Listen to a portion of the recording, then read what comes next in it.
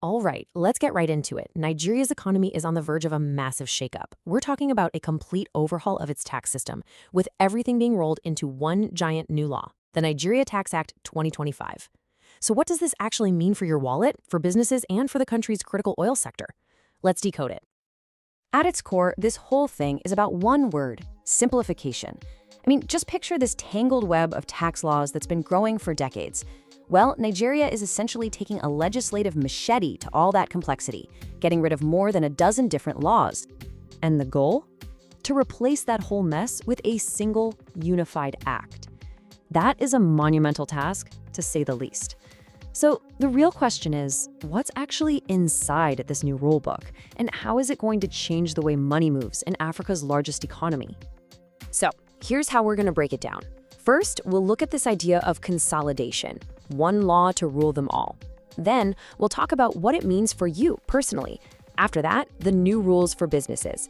We'll also dive into the huge changes for taxing Nigeria's oil. And finally, we'll zoom out and look at the big picture.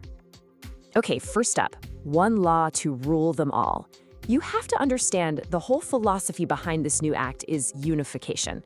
The goal is to create a single source of truth for every single thing related to tax in Nigeria. And listen, we are not talking about some minor tweaks here. We're talking about the core pillars of the old system.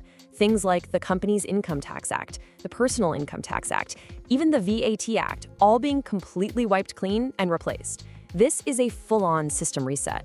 And you don't have to take my word for it. The mission statement is laid out right there in Section 1 of the Act itself. The objective is to provide a unified fiscal legislation governing taxation in Nigeria. You can't get much clearer than that. It's an ambitious goal: one country, one tax code.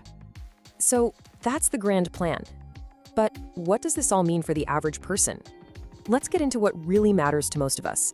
Section 2, what it means for you, and specifically the changes to personal income tax. So here are the new numbers, straight from the law. It's a progressive system, which means the more you earn, the higher your rate gets.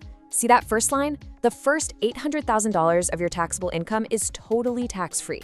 After that, as your income climbs, you enter new brackets and the rate goes up from 15% all the way to 25% for earnings over $50 million. Now, here's a really interesting new benefit for individuals. This is a big one. For the very first time, you can actually get a tax deduction for your rent. Specifically, you can deduct 20% of what you pay in rent each year from your taxable income. Now, it is capped at 500,000 naira, but still, for a lot of renters, that is going to be some very welcome relief. Okay, let's pivot from personal finance and talk about the corporate world. Section 3 is all about the new rules for businesses, and the Act draws a very clear line in the sand between small companies and the big guys. And here is that line spelled out in Section 56. If your business brings in 50 million naira or less in a year, you're officially a small company. And your income tax rate? Zero, a flat 0%. That's a massive incentive for SMEs. For everyone else, all the other companies with turnover above that line, the rate is 30%. But wait, that's not the whole story. There's a brand new levy on the books. On top of their income tax, most companies are now going to have to pay an additional 4% development levy on their profits. So the big question is, where does that money go? Well, the law is very specific. Look at this breakdown. A full half of that 4%, that's 50%, goes straight to the Tertiary Education Trust Fund. Another 15% is for the Nigerian Education Loan. You can see the rest is split between defense, tech development, and science. So this isn't just a general tax, it's a dedicated funding stream for very specific national priorities. All right, now for the really big one, Section 4, taxing Nigeria's oil. This isn't just a tweak, it's a complete reimagining of how the country taxes the sector that, let's be honest, powers the entire national budget. The centerpiece of this whole change is something called the hydrocarbon tax. It's exactly what it sounds like, a brand new tax aimed directly at the profits of companies pulling crude oil out of the ground. For many of them, this replaces the old petroleum profits tax.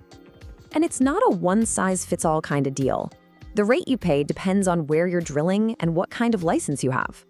For onshore and shallow water projects with a full-blown petroleum mining lease, the rate is 30%. But if you're still in the early stages with a prospecting license, it's a lower 15%. And interestingly, deep offshore projects get treated differently. They just fall under the standard 30% company's income tax. Now, before anyone can even think about calculating profits, the actual crude oil has to be divided up. It follows a strict order, kind of like a waterfall. First, the government takes its cut. That's royalty oil. Then the company gets to take cost oil to cover its expenses. After that, taxed oil is set aside to cover taxes. And only what's left over at the very end, the profit oil, is what gets shared. So let's zoom out one last time and look at the big picture, because this entire massive reform really boils down to one fundamental tension: the dream of simplification versus the brutal reality of implementation. So what are the potential outcomes here? Well, the pros are pretty clear. A single tax code could make life way easier for everyone and maybe even boost Nigeria's ease of doing business ranking. And that 0% tax for small businesses, that could be a huge engine for growth. But, and this is a big but, the challenges are enormous. This is a gigantic task for the tax authorities. It's going to take a massive education campaign for citizens and businesses. And at the end of the day, the success of this whole thing hinges on just one thing: can they actually pull it off? Which brings us to our final thought.